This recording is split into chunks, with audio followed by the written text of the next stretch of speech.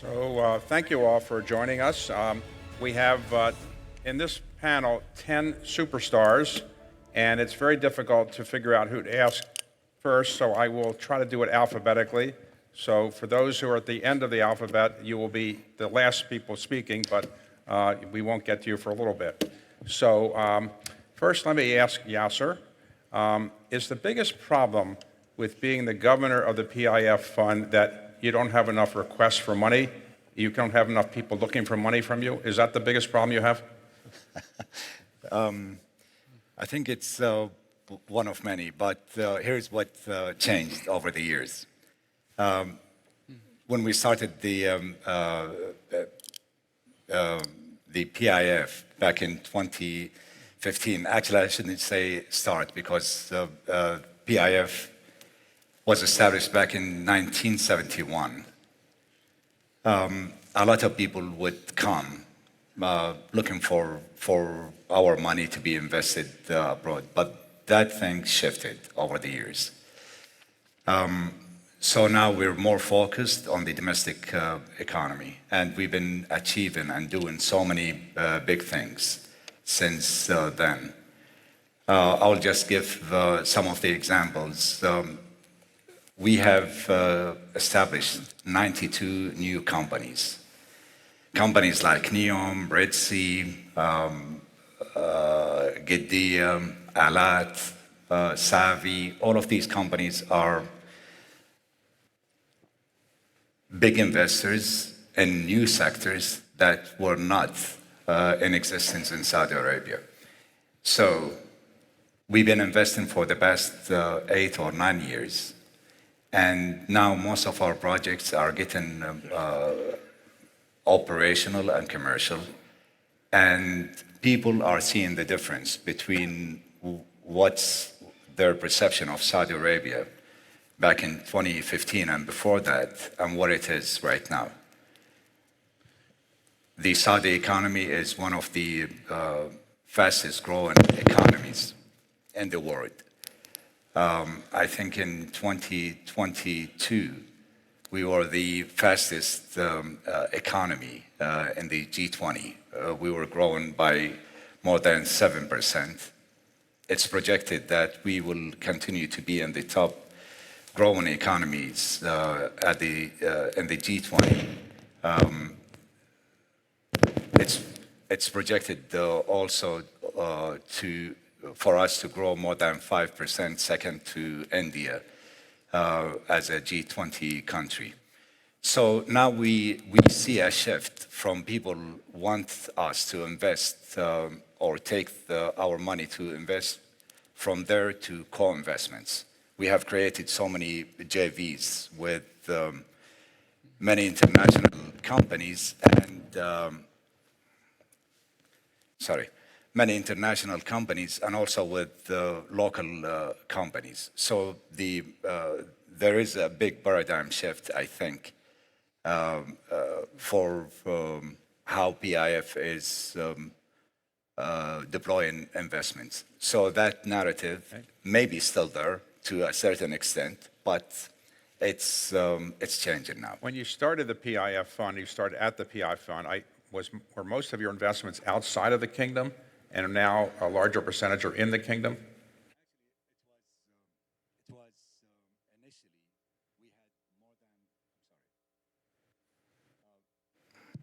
Initially, we had less than 2% investment internationally. And then we grew that. That was only $150 billion assets under management. Today, we are about $930 billion assets under management. So initially, we had less than 2% of international investments. Most of the investments were developmental projects within the Saudi economy. But then it increased from 2% all the way up to 30%. Now our target is to bring it down to a range between 18 to 20%. Having said that, the absolute dollar amount, it's still growing because our AUMs is growing. So it was like, a roller coaster down, up, and now it's down as a percentage, but the dollar amounts are increasing. How important is artificial intelligence in what you're investing? Are you investing in artificial intelligence companies, and are you using artificial intelligence to make investments?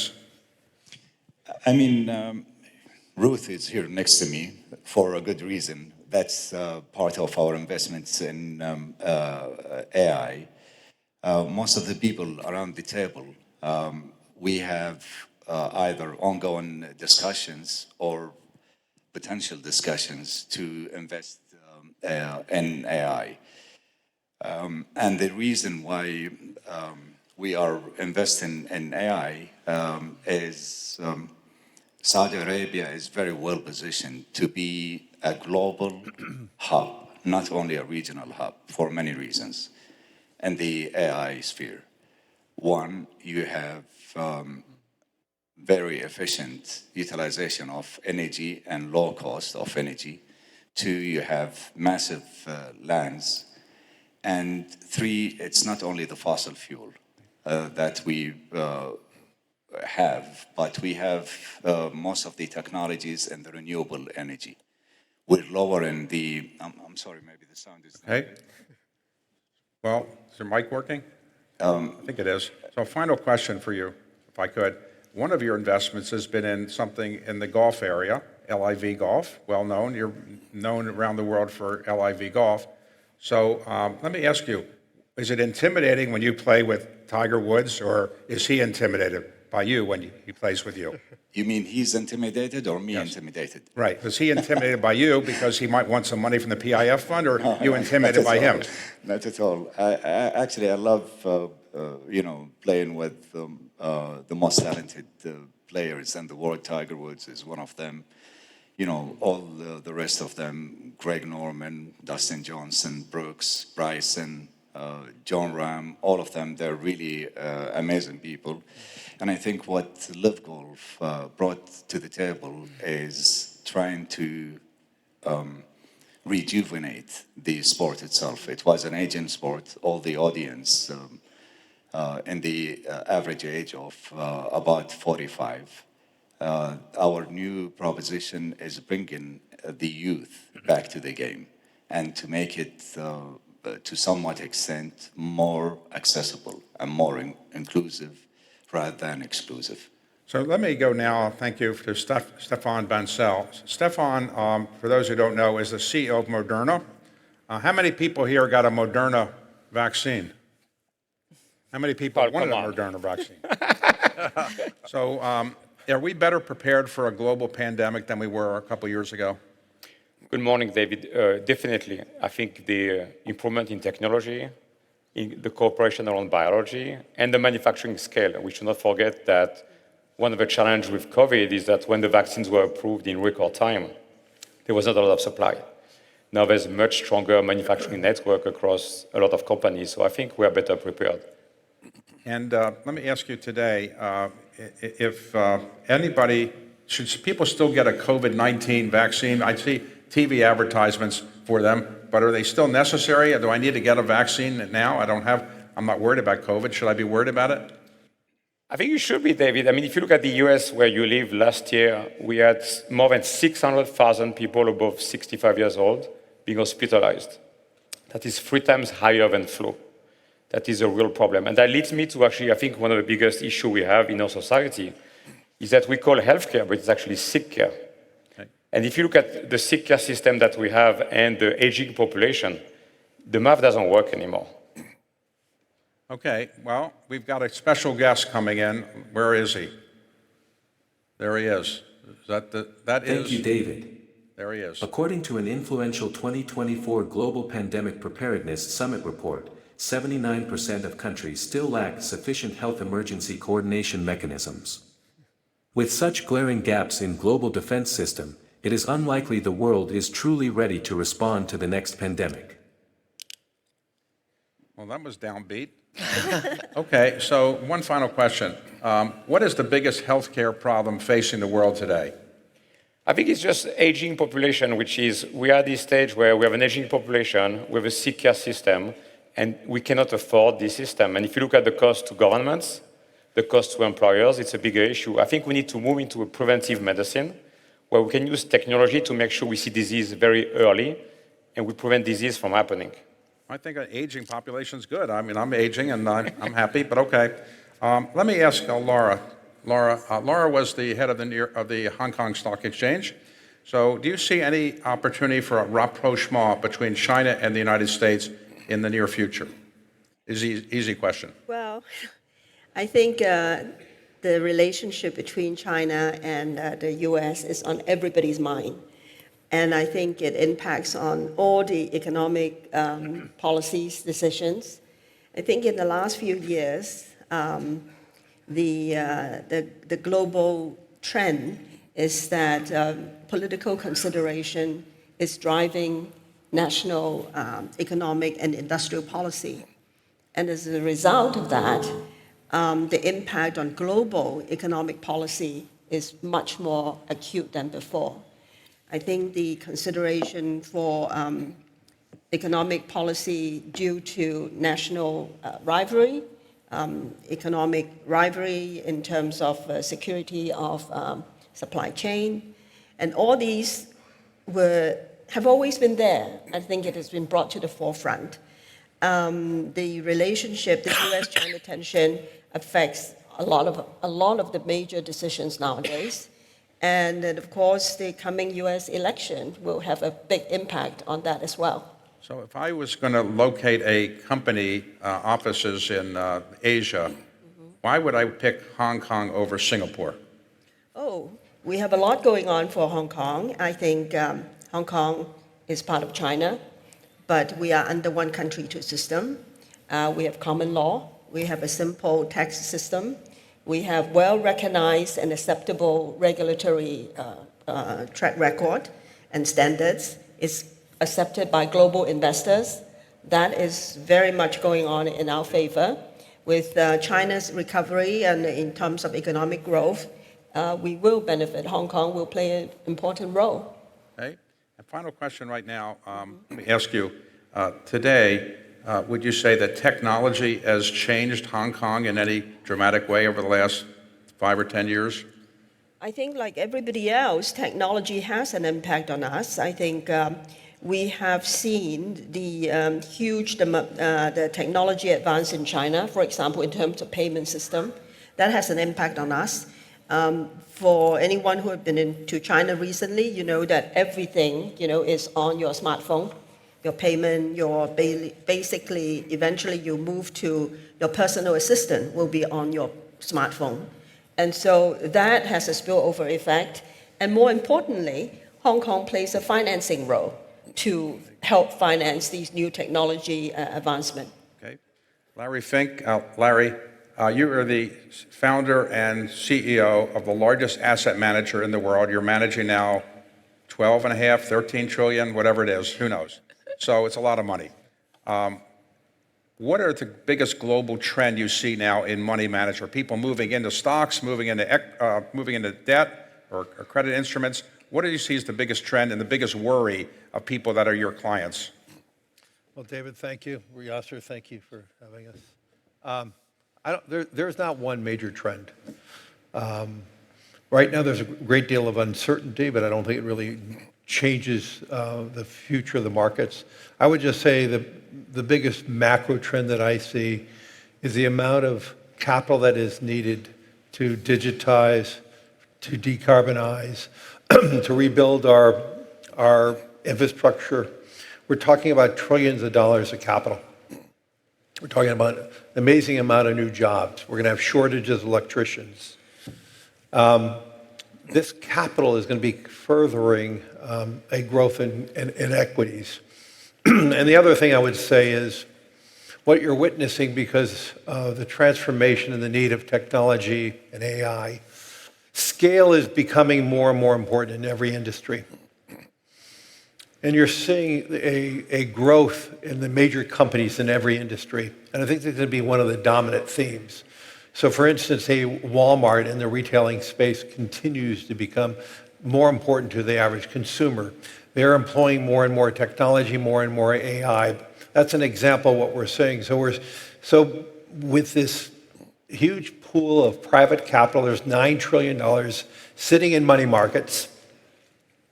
In addition, the tremendous need to build out this infrastructure, it's just going to be an investment blossoming. Okay. And I really do believe this is going to be powering the equity markets for the coming years. And I think we're witnessing now earnings are despite at extreme PEs, we're seeing earnings catching up to the PEs. And I do believe we're going to continue to see this type of growth worldwide. Now you're going to see a rebalancing of the world through that. The countries that are adapting the new technologies faster are going to be the larger winners in this global world. And so it will present some social issues around the world. But the global theme is the need to deploy more capital to rebuild our infrastructure, to build out AI. And it's going to be powering a real tremendous investment boom, and it's going to be powering these large capitalized companies. So you started your company in 1989, I think it was. 88. 88. So you started in 88. What's the biggest technological change in money management world or at BlackRock since you started? I would say it's not a sudden change. It is our use of technology. I mean, a good example at BlackRock, we've added over $5 trillion in assets, and up until this time when we're adding company through acquisition, we did not add one employee. So we actually added 4 multiple points in margins. And all of that is the utilization of more and more technology. And I think to service our clients as well as we're doing, to have the trading volume that we are instituting, it just requires more and more technology. And then the algorithms we're using now in terms of getting different indications, different mechanisms to invest is really helping the power of the firm. So can you explain how we've had interest rates go up so high and now they're coming down and we haven't had a global recession? Normally when you have interest rates go up that much, you usually produce a recession at some point. Are we likely to have a recession, or do you think we've avoided it? Well, Stéphane talked about the aging society. Actually, higher interest rates benefits a large segment of our society. In a minute. As we are older, we're saving more money. So what we witnessed is actually a stretching of the social fabric. Wealthy people earn more money in higher interest rates because they're savers. The people who don't save, who are borrowers, when you have higher interest rates, those are the ones who are being harmed. So you actually saw more fragmentation in a society. But I think the playbook of higher interest rates can slow down an economy has to be relooked upon because of the aging of our population. 2, in the United States, because 98% of Americans have a 30-year mortgage. The transmission of higher interest rates takes many more years because their major asset is their house, their major liability is their mortgage. That did not move. Okay. So when before the Fed finishes this year, would you expect a 25 basis point rate cut or a 50 basis point, or you don't know? I think it's fair to say we're going to have at least a 25, but that being said, I do believe we have greater embedded inflation in the world than we've ever seen. We have government and policy that is much more inflationary, whether it's immigration, excuse me, our policies of onshoring. All of this, no one is asking the question at what cost. Right. Historically, we were, I would say, a more consumer-driven economy that the cheapest products were the best, the most a progressive way of politicking. Today, I think we have governmental policies that are embedded inflationary. And with that being said, I think we're not going to see interest rates as low as some people are forecasting. We have a comment from our avatar. Welcome. Global leaders should consider how to address public debt. The Conference Board C-Suite Outlook 2024 reports that U.S. CEOs now rank the national debt as their top geopolitical concern. With last year's fiscal year deficit reaching $1.7 trillion, debt servicing costs are rapidly approaching defense spending levels, potentially crowding out other national priorities.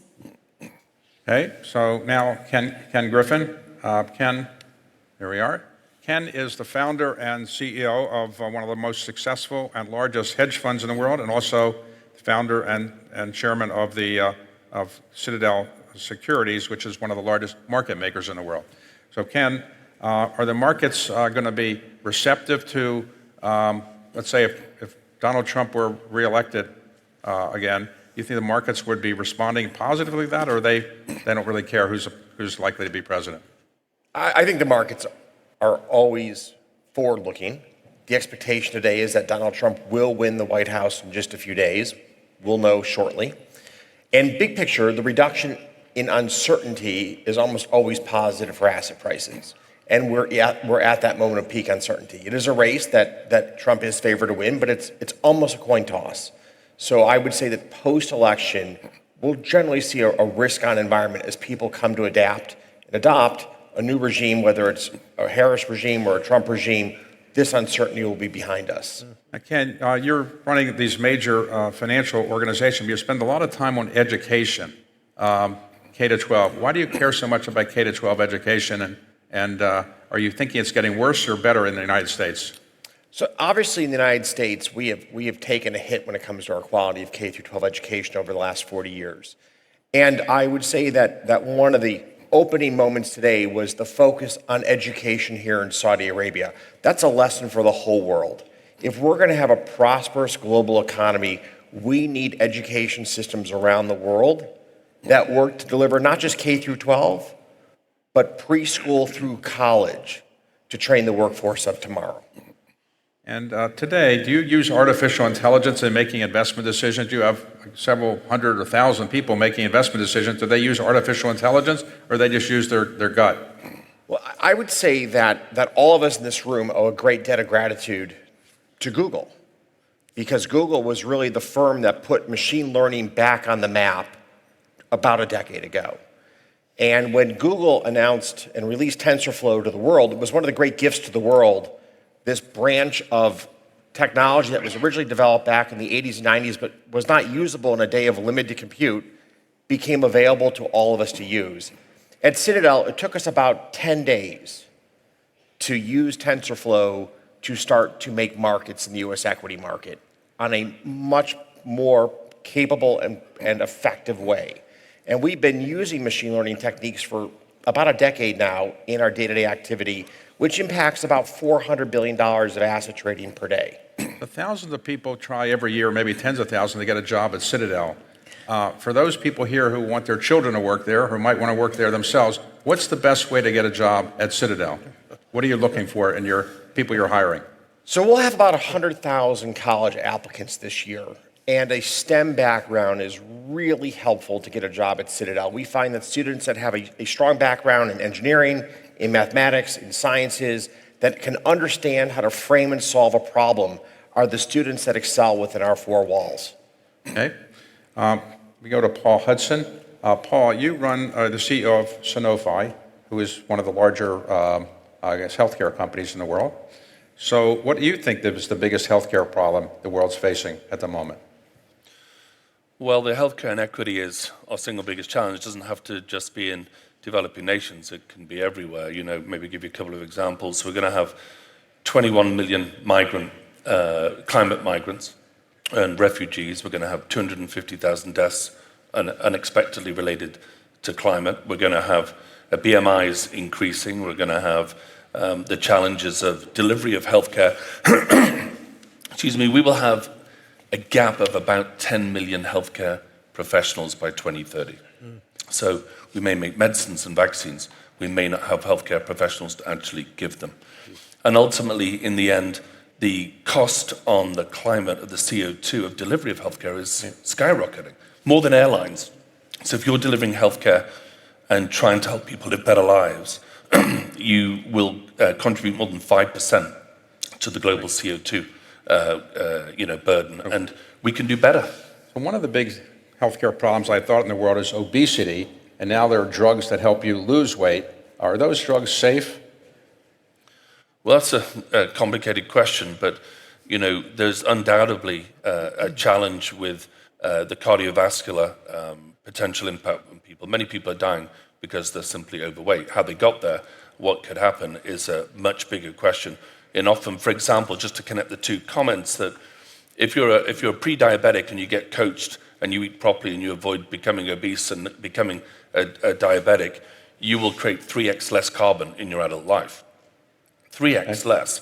And so we have this convergence of climate and health in almost every aspect. As for safety, I think we would all probably say that keeping people away from cardiovascular events is a good thing, and over time we'll find out, but the evidence supports that. The next big thing that drug companies are working on, I understand, is reducing the impact of Alzheimer's. So in the foreseeable future, or at least in my lifetime, what's the chance of you're getting an Alzheimer's drug that works?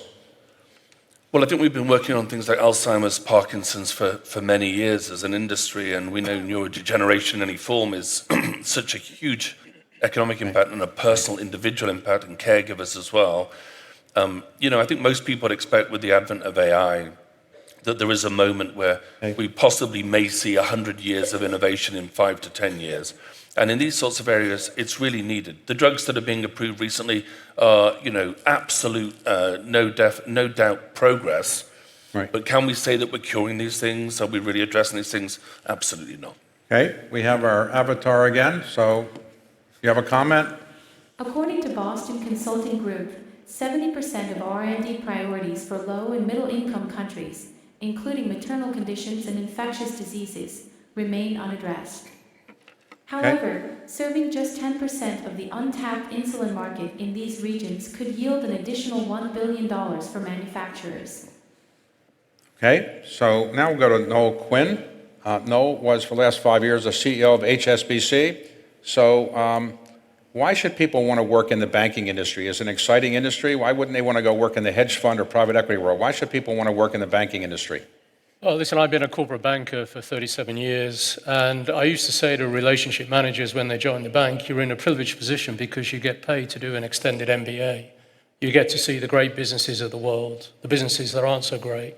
You get to see businesses in different industries, different technologies, different geographies, and you're getting paid to do it. So that, for me, is a great education, and I've been privileged in having access to all of the different industries of the world and seeing some really great businesses and entrepreneurs. Why wouldn't you want to do a job like that? Now, as fintech comes along, is fintech helping banks become more profitable and more efficient, or is it competing with them such that they're becoming less profitable? Listen, we've been around, HSBC's been around for 158 years. There's been competition all the way through that 158 years. Competition's good. Technology is an absolute necessity. So I welcome technological development, technological innovation, whether it's in a fintech or not. We partner with fintechs. We learn from fintechs. We learn from the tech innovators. And a bit like Larry said, we processed over $600 trillion of payments last year. 98% of that went through digitally, untouched by hands. You cannot be a global payments house, a global trade house, a global FX house, if you do not embrace technology. It is impossible to do it. And do people really still go into banks to cash checks anymore, or you don't really need them to do that? They can do it online? They tend not to go in and cash checks very often. They do. But the real role of a bank, and you take this theme of this exercise, this conference, how do we make the future become a reality, not just for the developed world, but for the developing world? And every single bank, and ours included, and Larry's organization, and Ken's, and Steve's, our mission is to try and bring real infrastructure development, real economic development, to bring people out of poverty, to bring infrastructure into places where it hasn't yet been built, to decarbonize today's infrastructure. Right. That's the role of banks, to help economies develop, to connect the world. And if I think about what was said earlier, the fiscal position of most governments of the world mean they cannot fund that infrastructure. They need intermediaries, the private sector, to help fund the infrastructure that has to be built. That's particularly true in the developing markets. We're very fortunate. We're talking about AI. We're talking about a lot of development in our industries in the developed markets. Most of the developing markets will not see that benefit if they do not get access to energy, they do not get access to water, they do not get access to basic infrastructure. So the financial services industry has to not only embrace all of the new innovation for the developed world, right, it has to bring that innovation into the developing world. Fiscal budgets will not allow governments to fund it. We have to partner with the governments of the world to use private sector finance with public sector policy and limited public sector finance to make that investment become Now, a reality. HSBC has credit cards with HSBC on it. Do you ever had your credit card denied when you were the CEO? Ironically, I have, yes. You did. Yeah. What do you do? The colleague that was with me said, "You cannot believe what's just happened to the lady that was serving me in the sandwich shop." Okay. We'll find out later. And it was mainly a technology problem. So Ruth Peratt. Ruth is the president and chief investment officer of Alphabet and Google, previously the chief financial officer of Morgan Stanley. So are the egos bigger on Wall Street or in the technology world? That is equitably distributed. So is a bigger problem for Google the U.S. government or artificial intelligence? Oh, you're starting with such fair questions.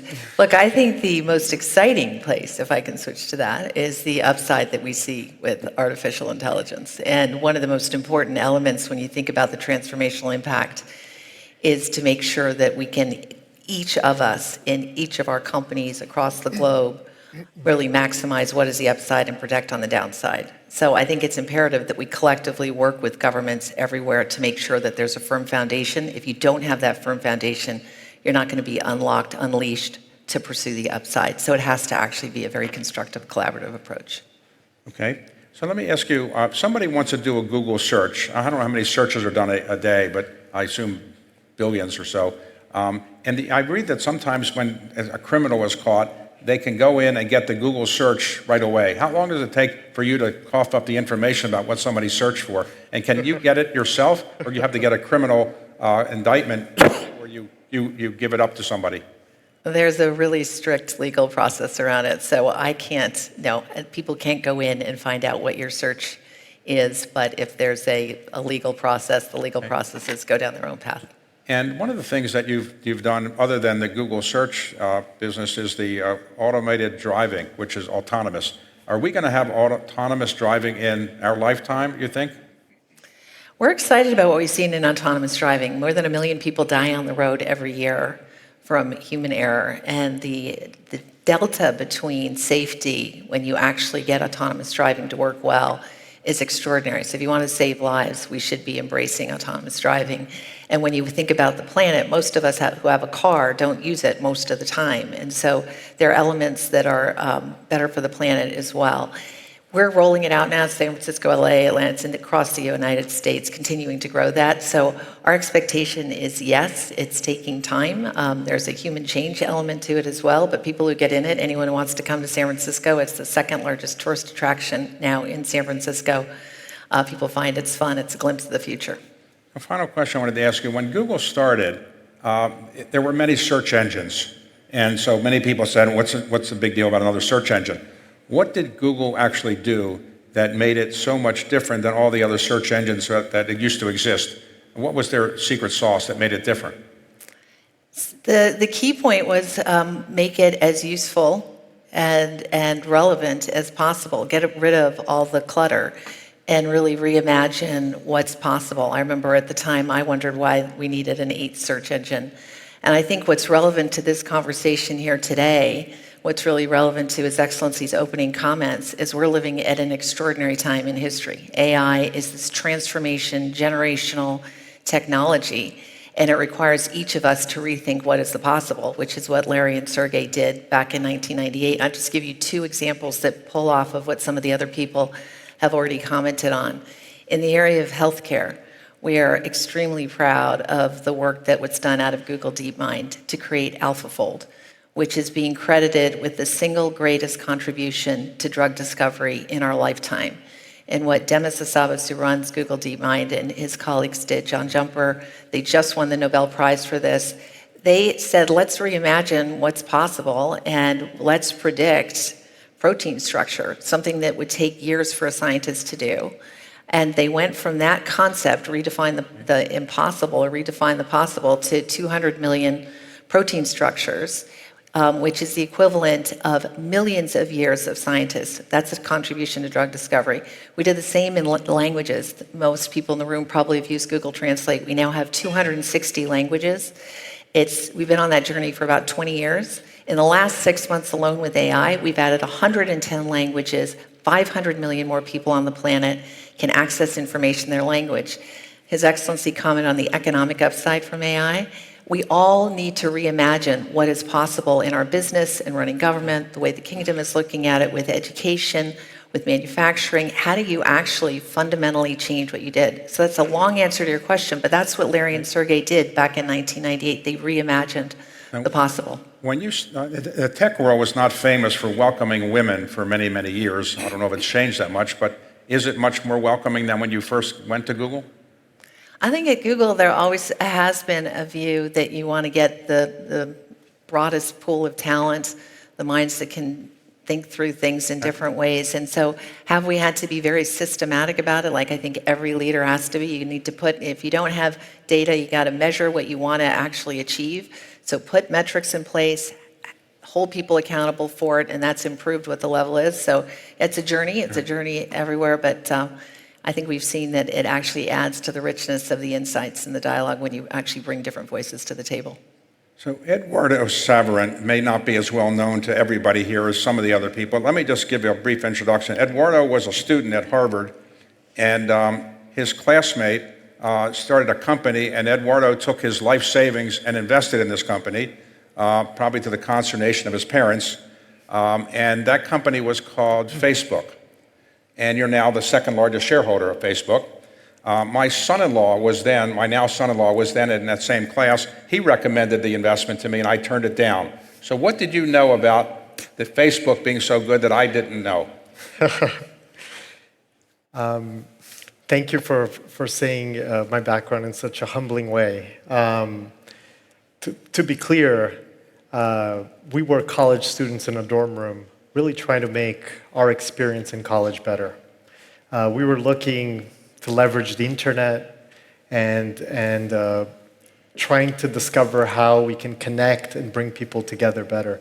We had no clue and no true extent of knowledge as to where the company would be today.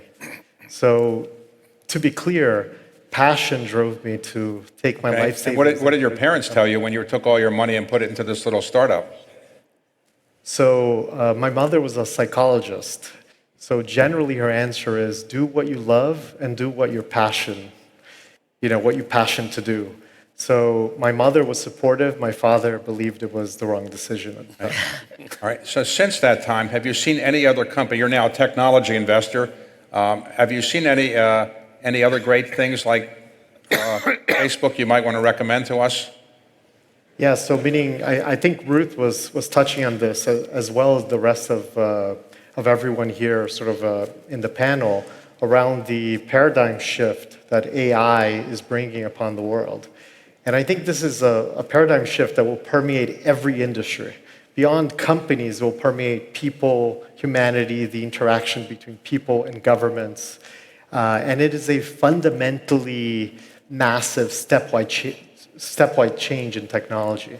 So I spend a lot of my time, I have 4 kids, the eldest is 6 years old, thinking about how their upbringing is going to change amongst this rapidly evolving technology, how their education will be different, how their career choices may evolve, how their ability to connect, their ability to live a healthy life, the longevity of their lives may all get impacted via artificial intelligence. So I believe an incredible opportunity for investors like myself to deploy into AI, companies to get reimagined, leveraging technology with tremendous productivity gains, is one of the key things reshaping our world going forward. So did you think Mark Zuckerberg in college was particularly smart, or he was no smarter than you and he just got lucky, or what happened?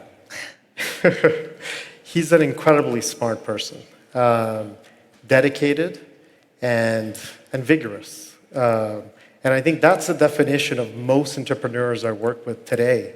They love what they do. They're willing to crawl through glass to get it done. And I think Mark fit that description in every way. So Eric Schmidt was the CEO of Google when it went public, and CEO before it went public. He became the chairman of Google as well, and is now a technologist, philanthropist, government advisor, and author. And he's just finished his second book on artificial intelligence with Henry Kissinger as one of your co-authors. Did Henry Kissinger really understand artificial intelligence? Not only did he understand it, and he could even spell algorithm, but he actually wrote the second book himself on his deathbed. He was a remarkable figure. And he was interested in AI not because of the technology, which we talk about here, but about its impact on society. And he, helped by me, came to believe that we're not ready, right? We're not ready for a redefinition of what it means to be human in the arrival of an alien intelligence. So artificial intelligence, for somebody who's not an expert, if you were trying to explain what it is, how would you define it? And that phrase has been around for a long time. Do you think a better phrase to describe what it is could be invented than artificial intelligence? We're sort of stuck with it. It was invented in the late 50s, and at the time they thought it would be a few years before we had human intelligence in computers. Of course, we're off by 60 years. And during that 60 years, you've seen an enormous increase in computational performance.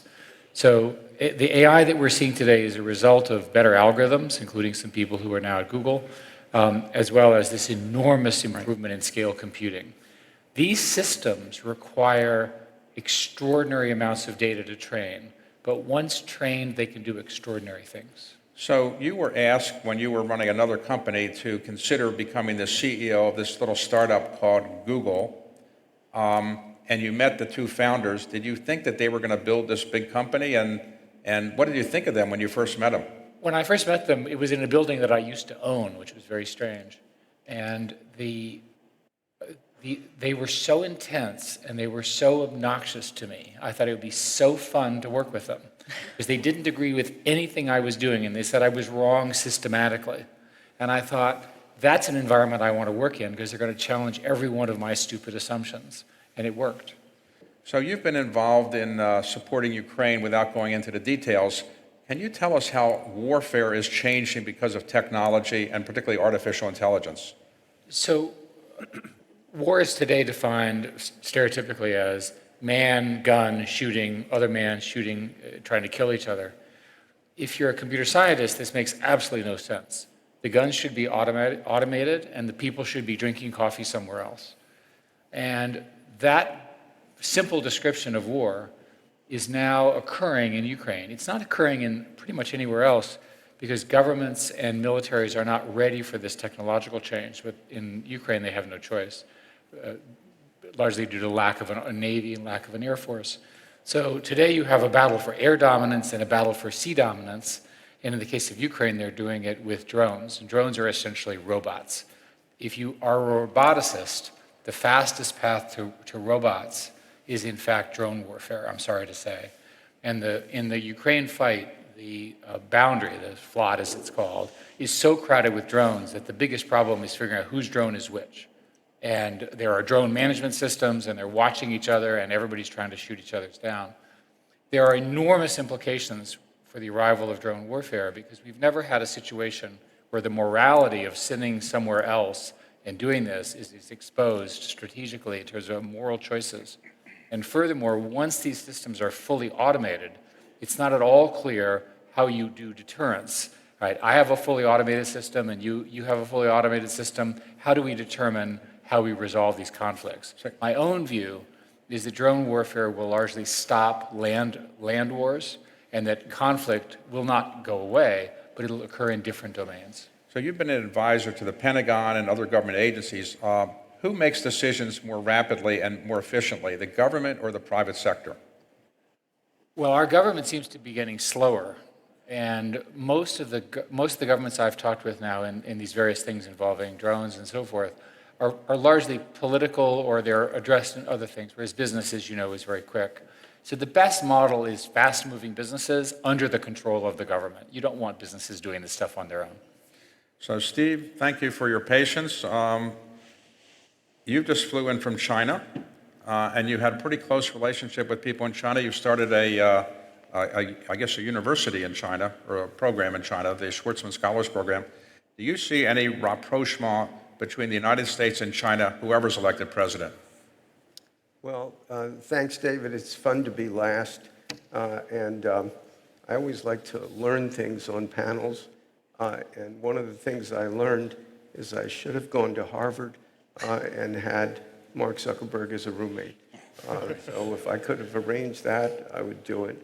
I'd also like to say, before I answer the China question, that the changes that Yasir has been involved with here, for those of us who go back to 2017, and so the scale of PIF and the sort of relatively small foreign investment, this has been one of the most profound changes I've seen anywhere. And it's worked out amazingly well with excellent results. So congratulations for that. As to China and the US, I was just in China for 3 days meeting a lot of the people you would have read about. It's a complicated situation, with the US, as everybody knows. It really had deteriorated sort of 2 years ago, 2.5 years ago, to the point where nobody was talking to anybody for probably as much of a year. That is a very scary prospect with the two largest economies in the world and militaries in the world. That has actually normalized somewhat, where there is government-to-government communications. My own assessment would be that both of those governments have realized that not having some type of regular dialogue is just simply not functional in the integrated world we live in. As to improvements, that's a little more difficult. China's got its own issues economically that are really its focus. The U.S. is in an election season, which I'm not going to talk about because everybody else in the world is talking about it, and we'll see what happens afterwards. I think that both countries are basically grateful that the deterioration in relations has stopped. That's an important thing. Hey, Steve, do you use artificial intelligence at Blackstone in making investment decisions, or do you invest in artificial intelligence companies very much? Well, I got really lucky as a person, and I'm a generalist. I'm not a scientist. And I was on a bus with Jack Ma from Alibaba in 2015, and he started talking about artificial intelligence, and I had no idea what he was talking about. So one of the advantages of being stuck on a bus for an hour and a half is you can ask all the questions. And it became pretty clear that this was like a technology that was going to change the world. And I talked to Raphael Rafe at MIT, and he said, "You have really no idea what's going to happen." I said, "How do you know?" And he said, "Well, we invented artificial intelligence at MIT in 1956. I said, "So where you been?" And he said, "We just didn't have enough compute power. And now, in 2012, we have that. So this is going to be, so rapidly growing, so powerful." And I sort of took that on board. And I was lucky enough to have friends like Eric, Ruth in the technology world. And I was just so curious about this. I tried to learn from everybody. And the way we've dealt with it at Blackstone is we started a data science department in 2015, which was pretty early for our type of investing. But what we did 4 years ago, we decided we wanted to be really huge in the data center business. It's sort of conservative. You're building something, and without data centers, you can't have artificial intelligence. So we bought a company for $10 billion, which I thought was a lot. In 3.5 years, that company is now 8 times bigger. So I wish everyone has a deal like that. And it's continuing to grow like that. And we bought another company in Asia that's doing something similar. It's the largest in Asia. So we are now at Blackstone the largest data center company in the world, both building them and owning them. And I can tell you, I've never seen anything like this. And you were listening to whether it was Larry or Ken talking about, how great practitioners, some of the greatest in history actually, are integrating technology to grow their businesses in ways that nobody has ever done. And I can see what we're doing being in a scale that's really amazing. You've got in 5 years in the U.S. there's an estimate of $1 trillion of new data centers. Outside the U.S. It's another trillion. So that's $2 trillion. And the biggest problem isn't building data centers, it's getting electricity. So to give you an idea on this, for the last 20 years in the United States and most developed countries, there's been no growth, virtually, in electricity. And now with the advent of AI, data centers, and electric cars, that growth rate's going to go to probably around 4%, if I had to guess. So if you multiplied 4% for 10 years, it's going to increase 40%. Just assume that. This is an industry that hasn't grown, and it's got a reserve base of maybe, 10 to 15%. So that says that in 4 years, giant economies, at the rate that expansion is going to happen, are going to stock out of electricity unless there's either efficiencies, in semiconductors and other types of things, or you're going to have to slow down the growth or have a giant expansion. So I think the whole investment area involving electricity, which is electric utilities, supply, just sort of the waking up of the developed world is going to be astonishing.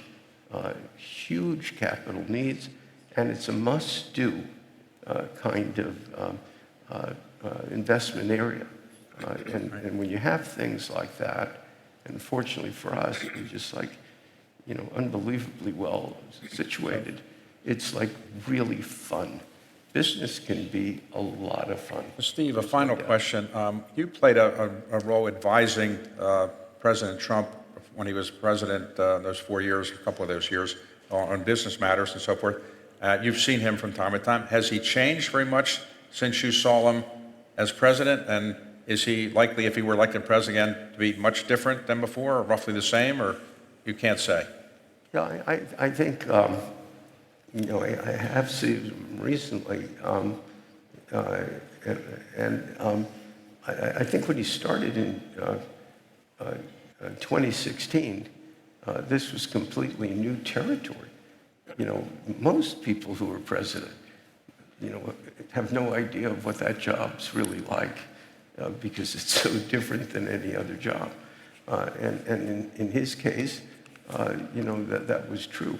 I think the advantage, I don't know who's going to win the presidency, it's beyond me, but I think he has a much better base of knowledge of how that job works and how to be efficient and effective at doing it than certainly compared to 2016.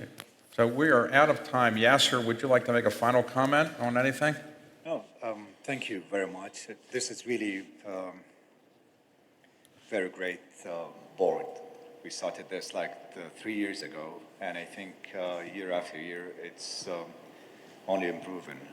And I would like to thank you for being really a great moderator. Well, thanks for inviting all of us, and thank you for giving us the opportunity to give our thoughts on all these things, and hopefully we'll all be back next year for the next FII. Great. Okay? Thank you. Thank you, David.